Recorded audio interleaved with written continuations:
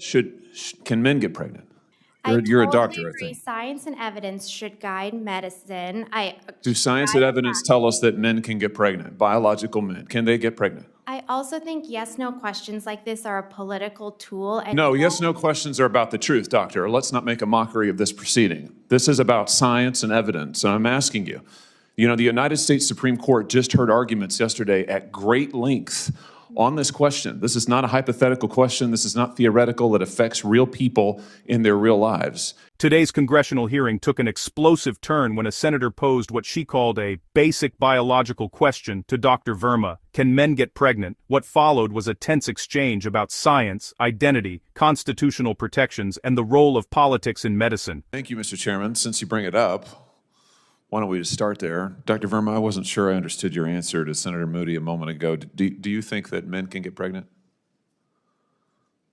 I hesitated there because I wasn't sure where the conversation was going or what the goal was. I mean, I do take care of patients with different identities. I take care of many women. I take care of people with different identities. And so that's where I paused. I think, yeah, I wasn't sure where you were going with that. Well, the goal is just the truth. So can men get pregnant?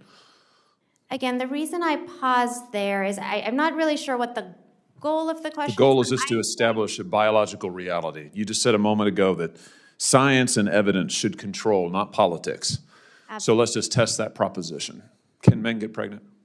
I take care of people with many identities, but can men get pregnant? Many women that can get pregnant. I do take care of people that don't identify as women. Can men get pregnant? Again, as I'm saying, let me just remind you what you testified to a moment ago. Science and evidence should control, not politics. So can men get pregnant? You're a doctor, I think. Science and evidence should guide medicine. Do science and evidence tell us that men can get pregnant? Biological men, can they get pregnant? I also think yes/no questions like this are a political tool. And no, yes/no questions are about the truth, doctor. Let's not make a mockery of this proceeding. This is about science and evidence, and I'm asking you. You know, the United States Supreme Court just heard arguments yesterday at great length on this question. This is not a hypothetical question. This is not theoretical. It affects real people in their real lives. And you're here as an expert, called by the other side as an expert. And you've been telling us that you follow, right, you're a doctor, and you follow the science and the evidence. So I just want to know, based on the science, can men get pregnant? That's a yes or no question. It really is, I think. I think you're trying to reduce the complexity of a lot. I'm not. I'm trying to get, it's not complex. I'm trying to get to an answer, and I'm trying to test, frankly, your veracity as a medical professional and as a scientist. Can men get pregnant?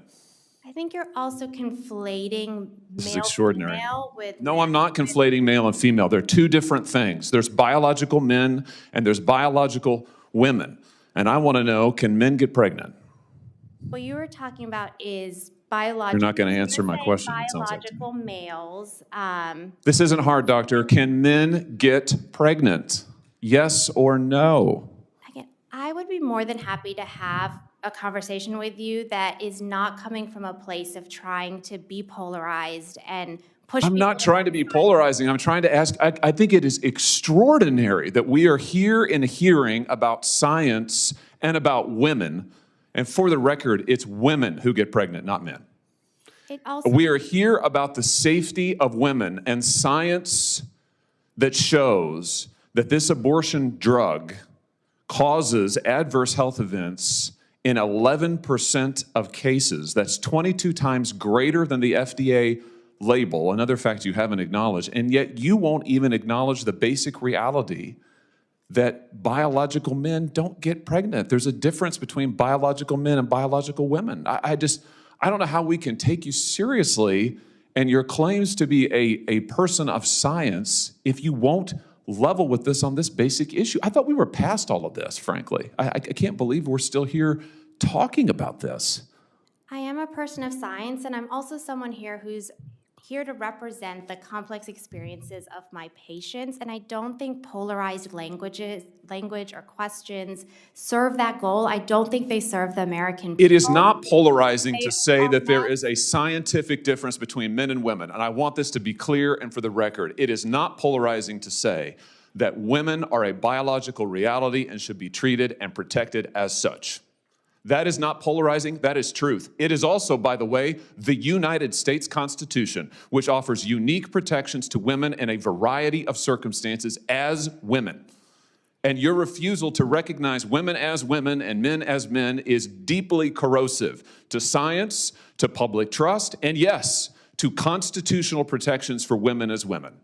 And I think it's extraordinary that you would sit here and advance a political agenda that has been thoroughly discredited and rejected by the American people in this forum. And I'm glad we had this exchange because it is exceptionally clarifying. It is also in many ways quite depressing. I see that my time has nearly expired. I just want to thank the other witnesses for being here. Thank you for protecting women and children. Thank you for your valiant efforts. Thank you for following the science. And thank you, Mr. Chairman, for this hearing. Please like and subscribe if you enjoyed this breakdown for more political insights as Capital Clash brings you the best.